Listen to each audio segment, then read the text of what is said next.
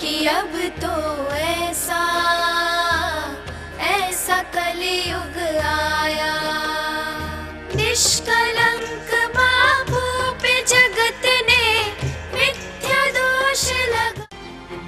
अरे आप सब लोग कहाँ जा रहे हो? महिमा, आश्रम में पुलिस और मीडिया आई है। अरे बातों में टाइम खराब मत करो, जल्दी चलो यहाँ से। तुम भी हमारे साथ घर वापस चलो, हम वहीं जब ध्यान करेंगे। पहले हम बापूजी के दर्शन व सत्संग के लिए आश्रम आते थे, अब बापूजी तो है ही नहीं, फिर यहाँ रुककर क्या करेंगे? हमारे गुरुदेव ने हमें कायरता नहीं बल्कि कष्ट सहकर भी सत्य के मार्ग पर आगे बढ़ना सिखाया है। वैसे भी सच्चा शिष्य तो वही होता है जिसकी श्रद्धा पगड़ी के जैसी नहीं कि जब चाहे पहन ली और जब चाहे उतार ली, बल्कि चमड़ी की तरह होनी चाहिए जिसको शरीर से कभी अलग किया ही नहीं जा सकता। जैसे माता पिता की अनुपस्थिति में घर के प्रति बच्चों की जिम्मेदारी बढ़ जाती है, वैसे ही आज बापूजी जो हमारे सब कुछ हैं, उनकी अनुपस्थिति में आश्रम के प्रति हम शिष्यों की जिम्मेदारी और भी बढ़ गई है। अब तो हमें पहले से भी ज्यादा आश्रम में आना चाहिए। गुरुदेव ने जो सेवा कार्य शुरू किए हैं उनमें बढ़ चढ़कर सहयोगी बनना चाहिए। चलो मेरे साथ। तुम उन झूठे मीडिया वालों से डरती हो जिनमें सच दिखाने की ताकत ही नहीं है। धन्यवाद महिमा, तुमने तो हमारी आंखें ही खोल दी।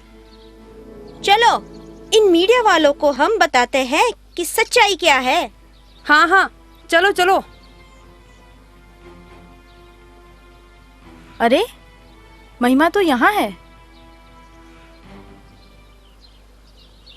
कानून का जाल, निर्दोष हो रहे बेहाल, अत्याचारी धाराओं में परिवर्तन करो, परिवर्तन करो।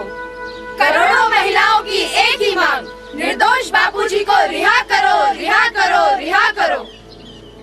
आज के इस लॉ जर्नी में हम आपको ले चलते हैं संत श्री आशाराम जी बापू आश्रम में। जी हाँ, पिछले 2 वर्षों से सुर्खियों में छाया संत श्री आशाराम जी बापू केस आए दिन एक नया मोड़ लेता जा रहा है।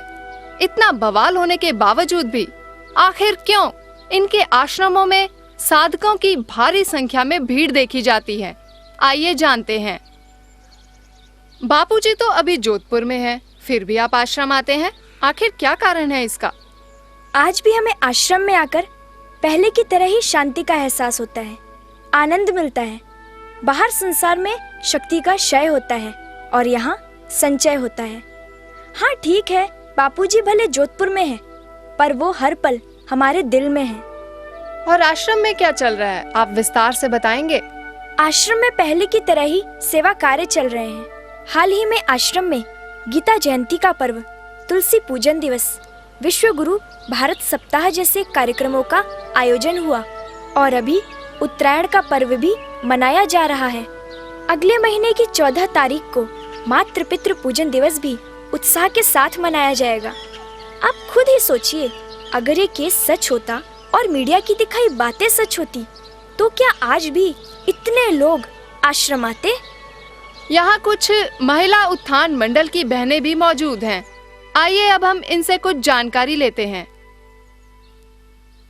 क्या आप बताएंगे कि आपके बापूजी ने महिलाओं के विकास के लिए कौन-कौन से कार्य किए हैं? पूज्य बापूजी पिछले 50 वर्षों से लोक कल्याण के दैवी कार्यों में लगे हुए हैं। बापूजी ने महिलाओं के विकास के लिए महिला उत्थान मंडल शुरू किए, जिनके द्वारा बहनों के लिए चले स्व की ओर महिला सर्वांगीण विकास शिविर, दिव्य शिशु संस्कार, गर्भपात्रों को सेमिनार्स व युवतियों के लिए तेजस्विनी कार्यक्रम तथा अन्य गतिविधियां जैसे संस्कृति रक्षा यात्राएं, गौ रक्षा व घर घर तुलसी लगाओ अभियान चलाए जाते हैं। हैरानी होती है यह जानकर कि आप महिलाएं लड़की का पक्ष लेने की बजाय बाबा जी का समर्थन कर रही हो। पहली बात तो ये है कि ऐसा कुछ हुआ ही नहीं है, सब झूठ है, बकवास है। मैं खुद एक लड़की हूँ और डंके के चोट पर कह सकती हूँ कि ये एक बोगस केस है। आखिर कहना क्या चाहती हैं आप कि वो बेचारी लड़की झूठ बोल रही है? जी हाँ, सरासर झूठ बोल रही है। अगर आप केस को बारीकी से देखें तो आपको पता चलेगा कि लड़की है शाहजहांपुर की, घटना घटित हुई जोधपुर में और शिकायत दर्ज होती है दिल्ली में। अब आप खुद बताइए, क्या आपने आज तक के इतिहास में इतना हास्यप्रद केस कहीं देखा है? पर वो लड़की तो दावे के साथ वो तारीख भी बता रही है जब उसके साथ यह घटना घटित हुई। 1 मिनट, जिस दिन की बात है वो लड़की कह रही है उस समय तो बापूजी हजारों लोगों के बीच थे, जिसके बहुत सारे गवाह भी हैं। अच्छा, तो आपका यह मानना है कि बापूजी को एक षड्यंत्र के तहत फंसाया गया है? एग्जैक्टली, यही सच्चाई है कि ये एक सोची समझी साजिश है। और इस बात का खुलासा भोलानंद ने किया कि इस षड्यंत्र की तैयारी तो वर्षों से चल रही थी। मेडिकल रिपोर्ट भी यह सिद्ध करती है कि उसके साथ वैसा कुछ नहीं हुआ है जैसा उसने एफआईआर में दर्ज कराया है। यही नहीं, उसकी जन्मतिथि प्राथमिक शाला में अलग, LIC में अलग, दस्तावेज में अलग और छिंदवाड़ा गुरुकुल में अलग लिखवाई गई है। वह लड़की बालिग है। इससे यह सिद्ध होता है कि लड़की को एक षड्यंत्र के तहत ही गुरुकुल में दाखिल किया गया था। क्या आपको लगता है कि केस का फैसला आपके पक्ष में ही होगा?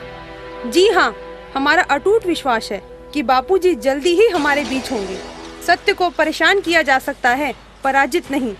और तो और सुब्रमण्यम स्वामी व अन्य वरिष्ठ वकीलों एवं नेताओं ने भी यही बात कही है कि संत श्री आशाराम जी बापू के खिलाफ कोई केस बनता ही नहीं है। आपके मन में उस झूठी लड़की के प्रति क्यों सहानुभूति है? क्या जो लाखों करोड़ों महिलाएं और महिला संगठन 2 वर्षों से बापूजी की रिहाई की मांग कर रहे हैं, उनकी मांग सरकार, प्रशासन और अधिकांश बिकाऊ मीडिया की नजरों में कोई मायने नहीं रखती?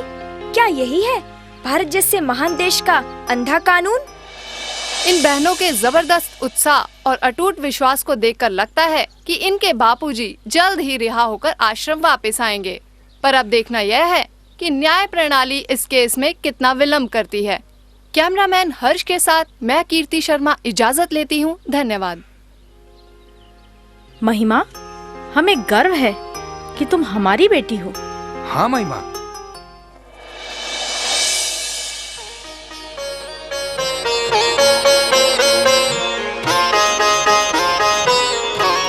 कि अब तो ऐसा ऐसा कलयुग आया, कि अब तो ऐसा ऐसा कलयुग आया।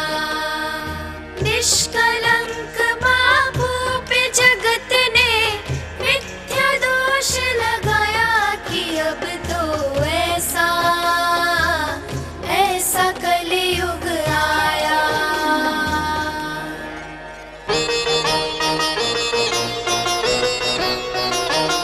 जो हित करे है नित जगत का, उन पे झूठे दोष मड़। है जुल्म की एक संत पर सारी हदों को तोड़कर, भारत के हिंदू भी खड़े चुपचाप सब कुछ देखते। अन्याय अत्याचार के खिलाफ क्यों ना बोलते। समझे है क्यों ना सत्य ना ही भक्तों की ये वेदना। क्या नष्ट हो गई है दिलों की भावना संवेदना।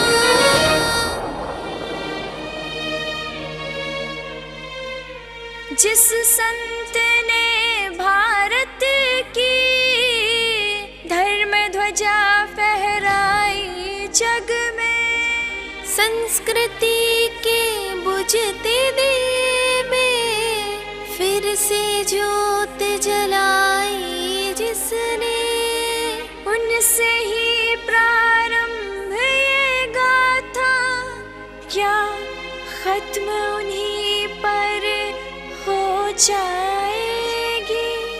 उनके ज्ञान को त्याग के बोलो, लाज तुम्हें क्या ना आएगी।